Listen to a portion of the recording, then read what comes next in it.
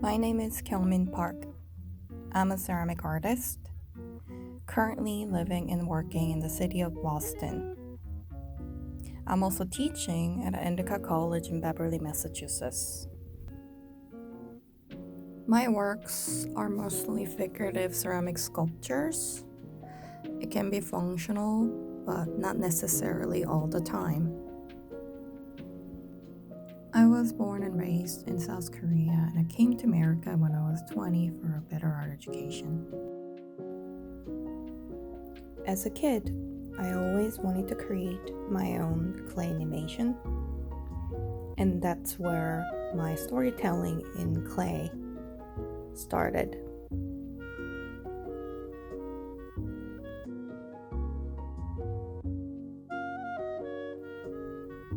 And today I wanted to share how I make this wall hanging figurative sculpture. For this project, I used B-Mix from Laguna Clay.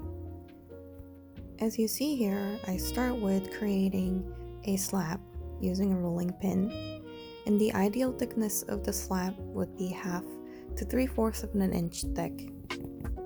The basic structure of the head sculpture starting with a cylinder form.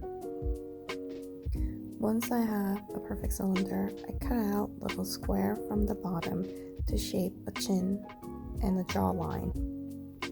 And then I mark the middle point of the face, so I will know how big the whole entire skull size would be.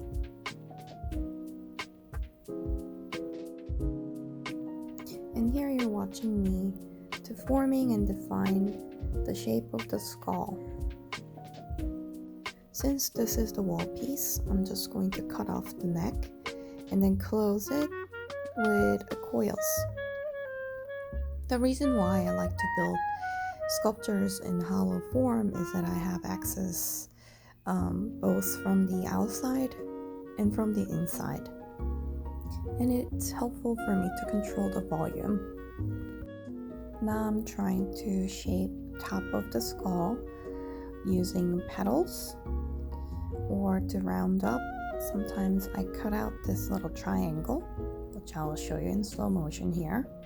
So up top, you're gonna cut little triangle, and then you overlap two edges and put together to round up. Ta-da! Now you have a basic shape of skull. And now I'm going to mark where all those basic facial features will go on top of the skull.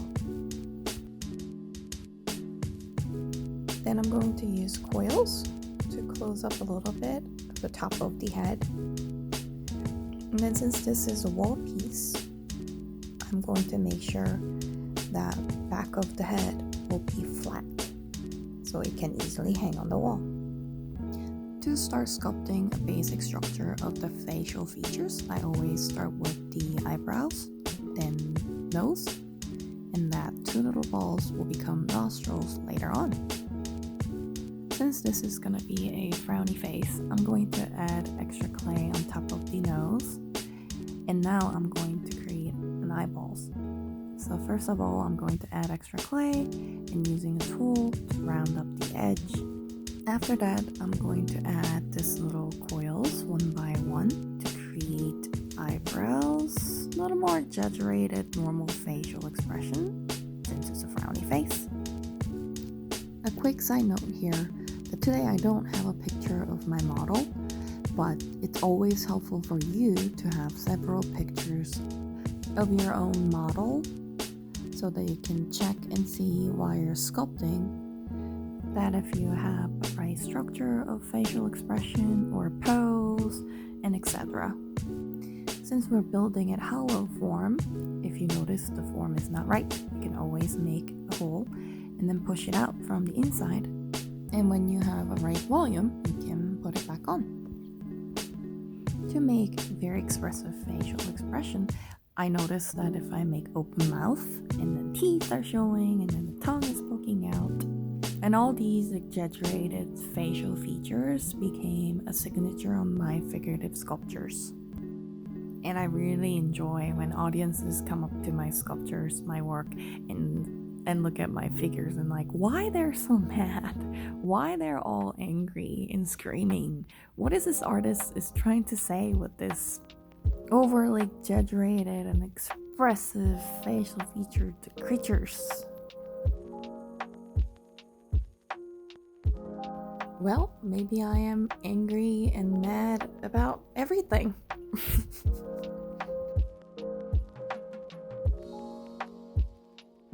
The narratives of my sculptures is from my daily life experiences. Well, it can be about my personal, almost too personal that I don't even want to write in my diary, but I feel comfortable actually creating my 3D diary in figurative sculpture. Or it can be about political issues that nowadays everybody has something to say about.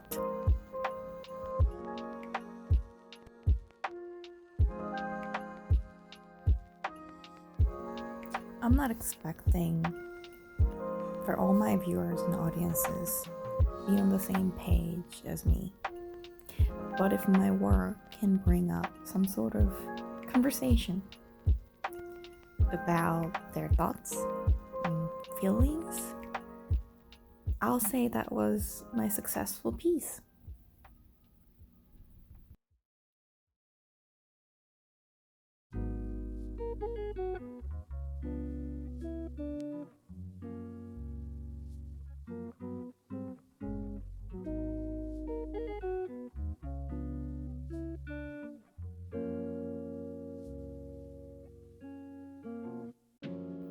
Adding details, defining the shapes are the process that takes up the most of time in sculpting for me. And sometimes, most of times, I will work on it for hours and walk away for 5 minutes for a short break and come back to it. I'm like, what did I do? I'm like, what did I make? I wish nobody sees my sculpture right now. But I still have to sit through and spend another hours to make it better. And hopefully this hours and hours of practice in my own studio will help me to have less mistakes. But I also questioning it. Am I ever going to make a work that I say, wow, I am 200% satisfied with work? Wow, this is flawless. I don't think so.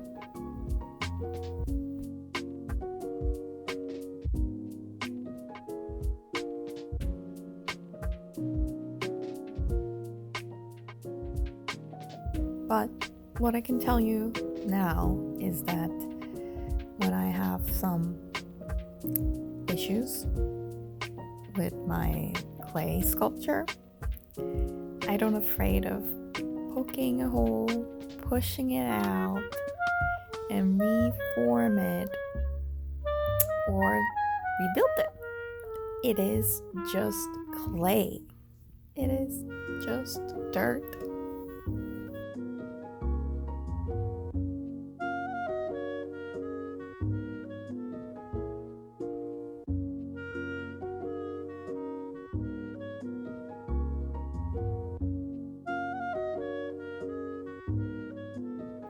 Back to my sculpture that you're looking at. I just finished making 2 ears and now I'm going to make teeth. So I start with the thin slab that I roll out with rolling pin, and I'm going to divide it up, which means making lines where the teeth will form, and then using my X-Acto knife and then shaping each and individual teeth by rounding up the edge of each line.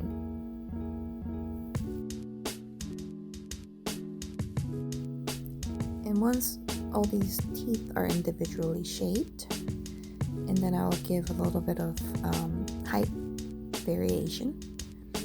I'm going to cut the teeth that will fit inside of the mouth and attach it from the back wall of upper lips and clean it with paintbrush.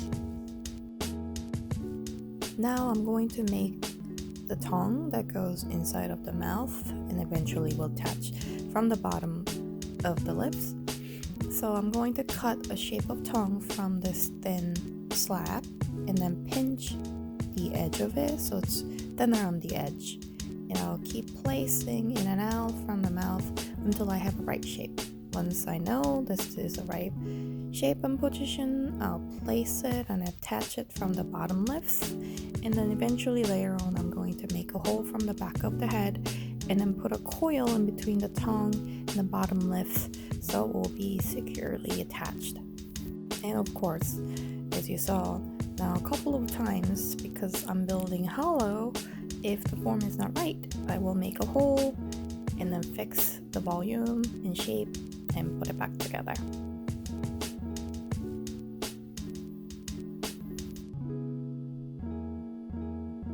I have a couple of tools that I like to use while I'm building. And then the most important thing is, of course, X-Acto knife. And then the second one I will love to use is the rubber ribs. And then I also do have this popsicle stick like wooden tools that helps a lot when I'm defining or shaping the details.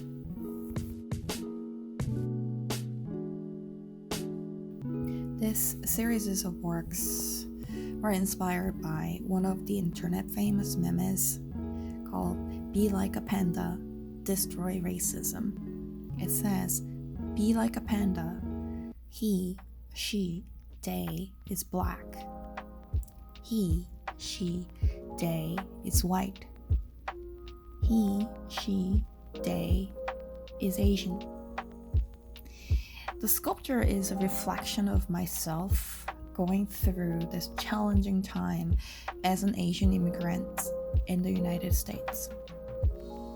During the COVID-19 pandemic, we have witnessed so many terrifying racist attacks towards AAPI people.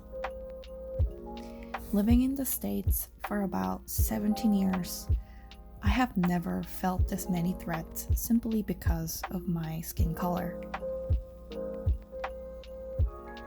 When anti-Asian racism gotten worse during COVID, I had a painful realization that I may always be considered as outsider to some people. Just like my official immigration status on my green card says, legal alien. An alien who belongs to another country. An alien who does not belong in this country. But to me, however, this is a country where I spent the whole of my 20s and 30s and where I became who I really am as a person and an artist. This is my new home with my new family and friends. And my new family and friends are the ones who help me to go through this tough time and help me to focus on creating artwork that can acknowledge this racism and inequality issues in this country. Prejudice is an ongoing problem for all of us, and we all must admit our own flaws and help each other.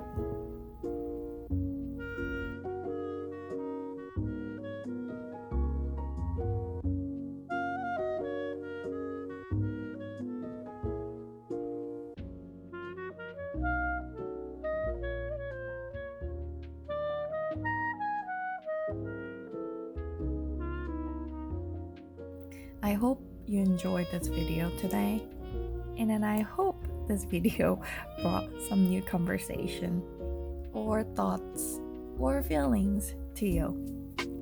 And thanks to Craft Boston to giving me this opportunity to create a demo video to share with many people. If you have any questions or comments, feel free to email me. My website is www.kyungminpark.com, or you can also follow me on Instagram at kyungminpark929. Thank you, everyone.